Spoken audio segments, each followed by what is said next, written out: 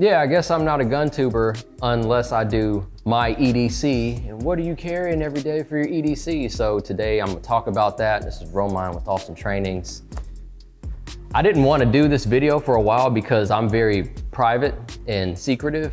And it's like, man, I put it on the internet. Everybody's gonna know what I'm carrying and how I'm doing it. So I'm gonna leave out a couple things, but this is largely what I carry every day. So the first thing that I carry is a Ridge wallet. My father got me this. I'm a very minimalist type of individual. I don't want a whole bunch of bulk. So I like this. Sometimes I put money in the strap back here. I like how I can just push the cards out, grab it nice and easy. I don't carry a whole lot of cash unless I have it for a specific purpose. So there's that. Next thing is the phone. I like Samsung.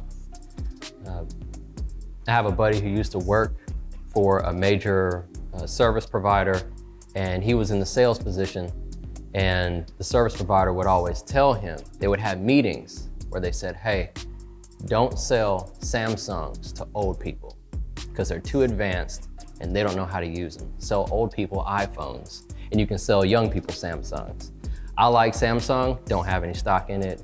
We're not gonna play that game of who's better or who's not, but we all know Samsung is better. But all right, that's the phone. Another thing that I have is a tourniquet. I always keep a tourniquet around because most people die from bleeding out. This is like 25 bucks. So it's very simple. You just pull it.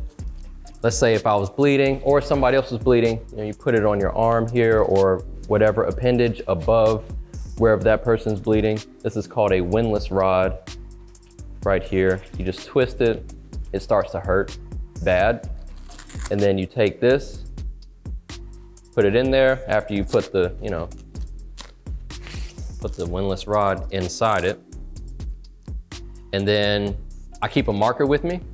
So you write the time that you applied the tourniquet so the paramedics know how long it's been on there. If there is no marker, then you just write it in blood, but you want to try to get it on there. Man, 2 or 3 of these, keep one in the car, keep one on you, keep a few in the house.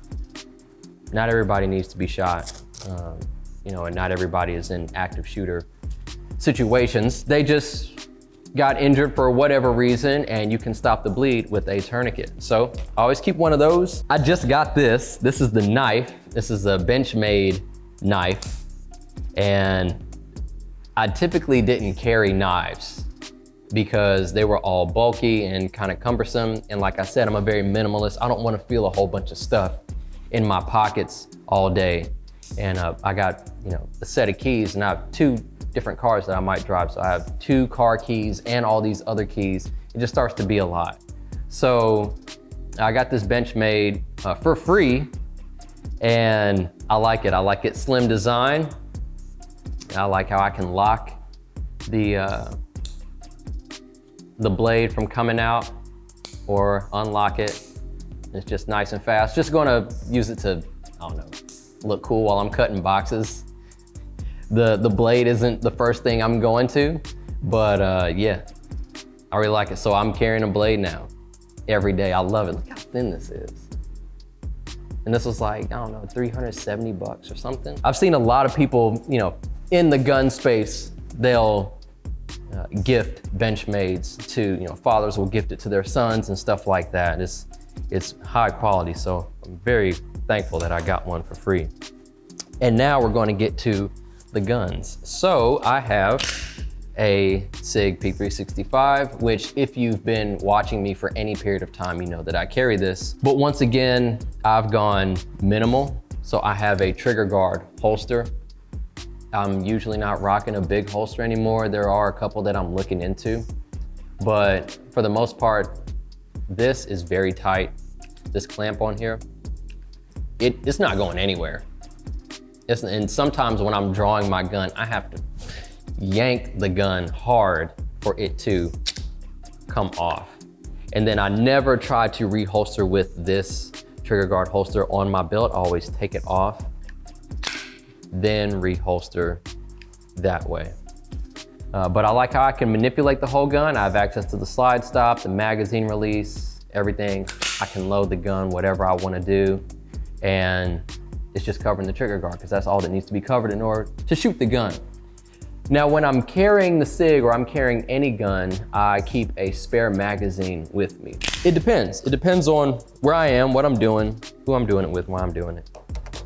But I have a 12 round. So if I want more concealment, then I'll just have the 12 rounder in there. And that's what I would end up shooting with first.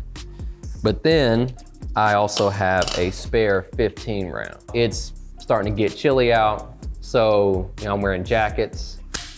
I might just roll with the 15 round and then have the spare be the 17 round.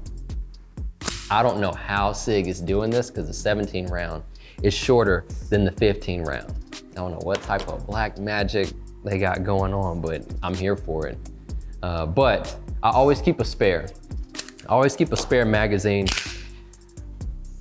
Not that I think, the average shooting scenario takes about 5 rounds. And it's not that I think that I would have to expend 12 rounds and then reload. If I did, it'll be a trying day for sure. But it's more about the mental comfort that brings, and also knowing that if anything happens, because when I'm shooting, doing stuff, and I'm being timed, I'm under some stress. If I have a double feed or anything that can't just be cleared with tap rack, if I experience any other problems after tap rack, that didn't fix it, magazine's gone. Then I rack it, put in the new magazine, and get back to shooting. So me having a second option to be able to stay in the fight is always a bonus for me. So I might carry the SIG. I also might carry my Glock 19X. So when I carry my Glock 19X, I usually have it in a tier 1 holster right here. And it molds to my body, and I keep a spare magazine right here. I have a certain thought process that's starting to change. And that thought process is, I like carrying bigger guns. I like carrying bigger guns. I'm not a big guy, but I'm starting to see that with the right holster, I can comfortably conceal and carry a bigger gun. It's, in a lot of instances, the case where I'm more comfortable with this tier 1 holster in my Glock 19X than I am just trying to go for optimum concealment with my 365.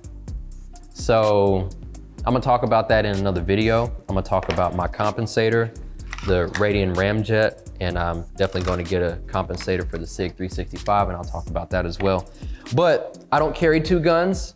I know guys who carry like 5 guns on them. I'm good, man. Oh, is it faster to reload or faster to just grab another gun? Whatever, man. You do what you want to do, but these are the 2 that I'm alternating between. I don't carry a light on my gun because I have better than 20/20 vision, and people think that I'm, just talking when I say that, but I can see a spider on the wall in the dark. I see everything. I can see the hairs on a gnat's nuts. I can see everything. So I'm not in, super dark places. I always have the flashlight on my phone if I need a flashlight. If I ever came home and I saw that there was forced entry into the home, I'm not going to clear the home by myself, because that's suicide on a good day.